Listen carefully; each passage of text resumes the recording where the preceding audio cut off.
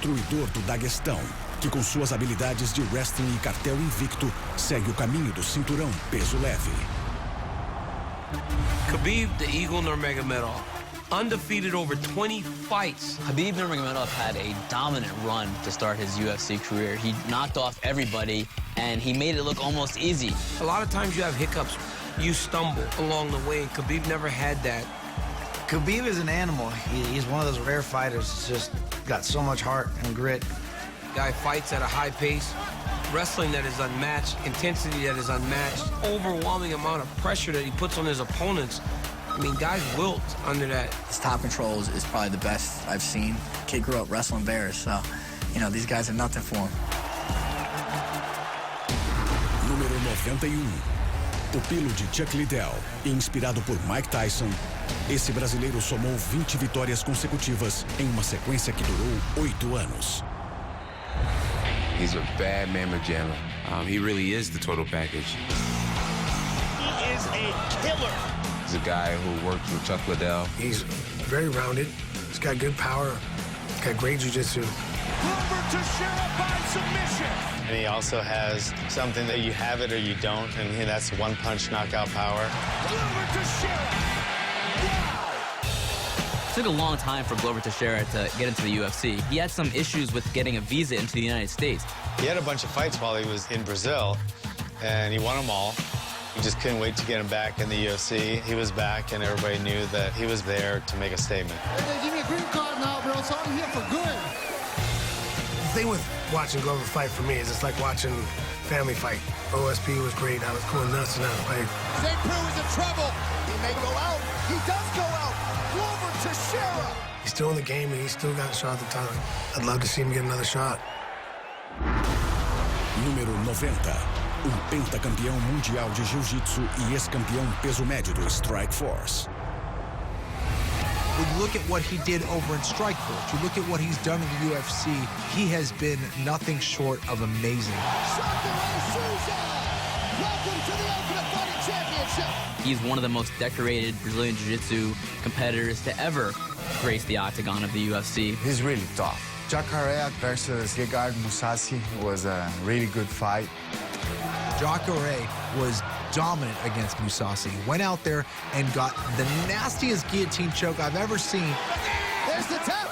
The tap. Jacare Souza exacts his revenge. Mousasi is an A-plus grappler, and Souza absolutely toyed with him. And that's when we really found out just how good Jacare was on the ground. When you look at the top 3 Brazilian Jiu-Jitsu competitors to have ever competed in the UFC, Jacare is definitely on that list. Número 89.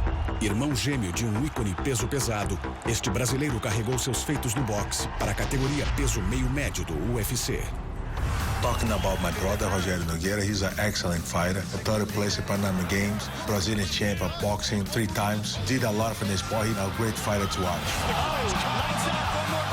Rogério, more often than not, would pepper up his opponents with great jabs, only to potentially have them fall prey to his grappling prowess as they're trying to find another way to win this fight. I knew that if it went to the ground, it was going to be a long night. He's got it.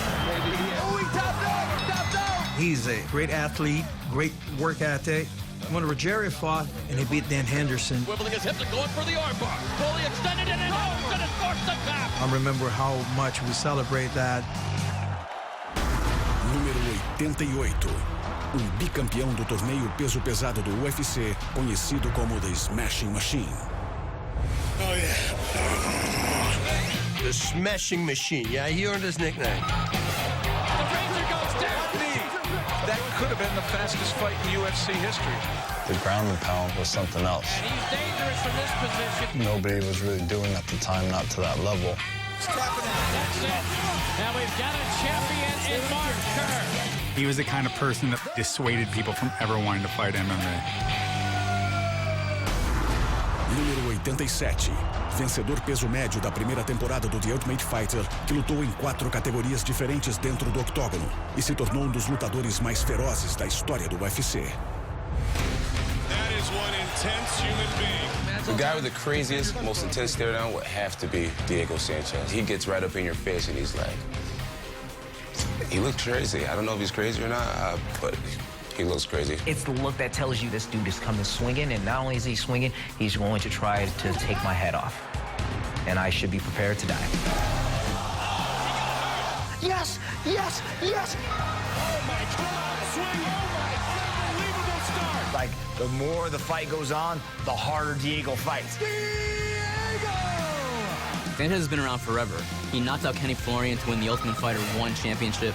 Diego Sanchez, congratulations. Diego's fight with Gilbert Melendez, I think everybody's gonna remember that. Gilbert thought he had this fight in the bag, and then all of a sudden Diego came out of nowhere, hit him with this raging uppercut.